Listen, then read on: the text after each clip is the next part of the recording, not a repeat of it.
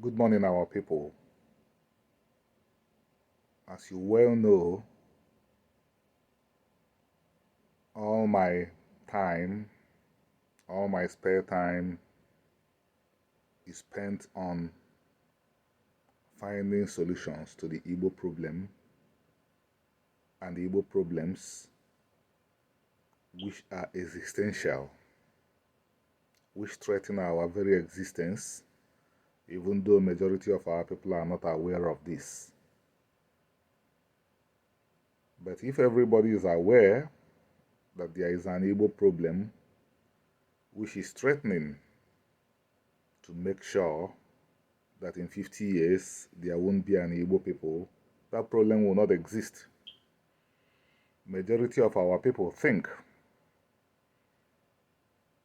that life is about wake up in the morning, eat good food, go to whatever you call your business, makes a little money. I've not seen a wealthy Igbo person. I don't think even one exists in the world. Come back to your house in the night, make love to your wife or your girlfriend and sleep off. Most Igbos don't think about where would we be in the next 100, 500, 600, 1,000 years. Are we going to have a homeland? Because most Igbos don't know that majority of the people in the world don't have homelands, don't have lands.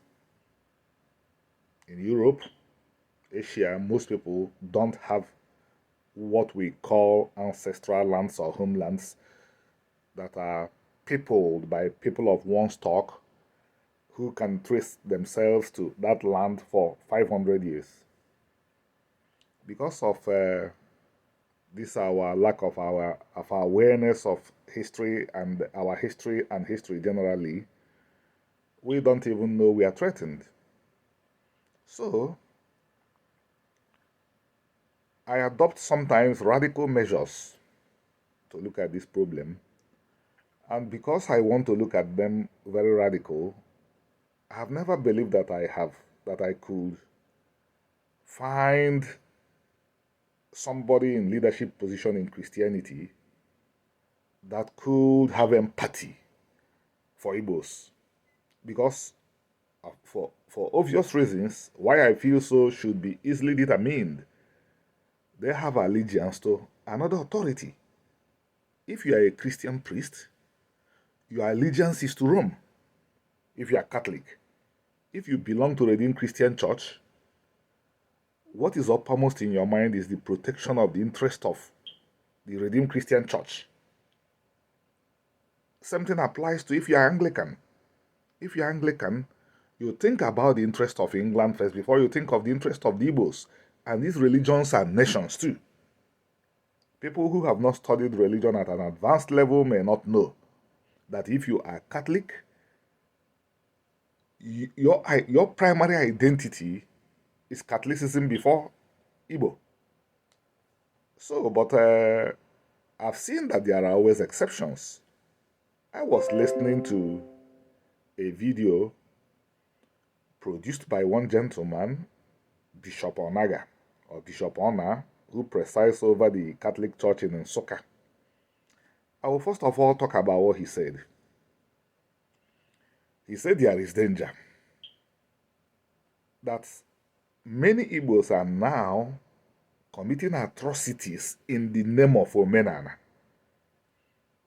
This gentleman carefully distinguished between the atrocities people are committing and Omenana, and to show that he really knows that Omenana has no inkling, no iota of atrocity in it, he went further to say that what our people do now is not Egomwo, that is serving God. Egoma. Nsukka uses ma for more.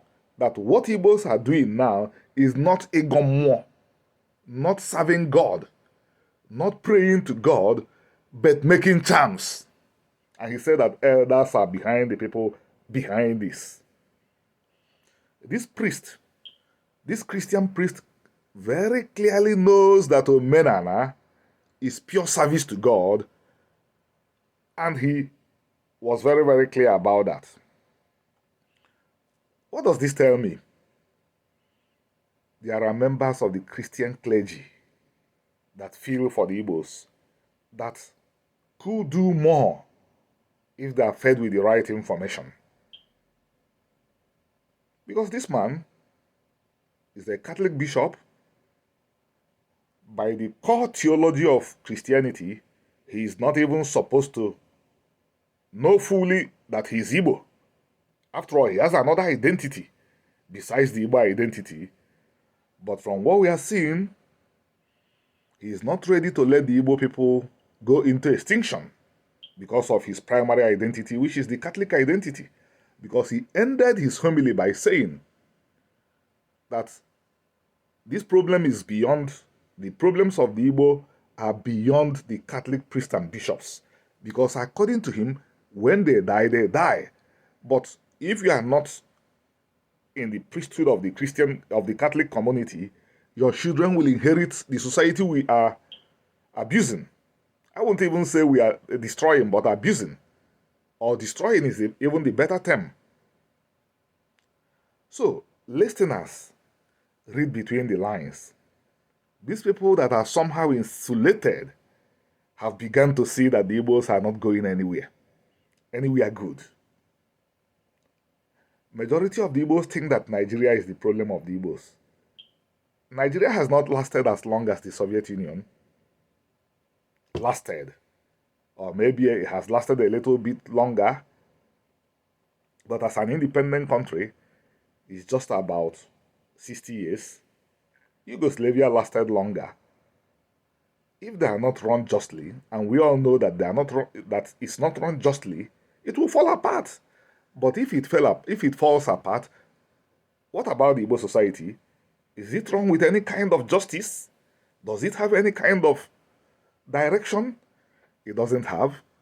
I'm the person that does not mince words because I owe nobody anything and I do not crave for any political position.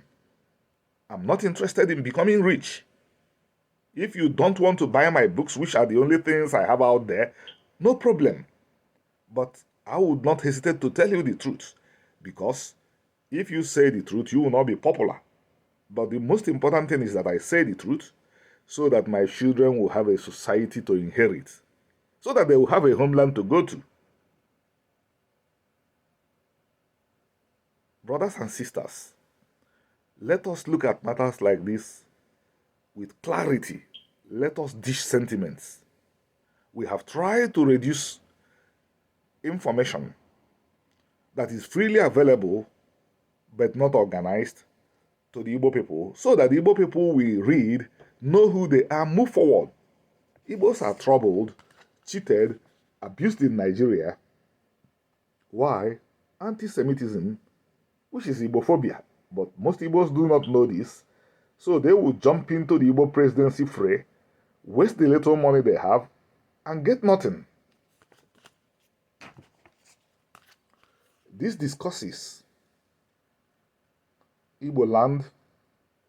Even after it was destroyed by Britain, it was still the most egalitarian, one of the most prosperous, one of the best parts of the world. But most Igbos don't know this, so they continue looking at fantasies for solutions that are in their pockets.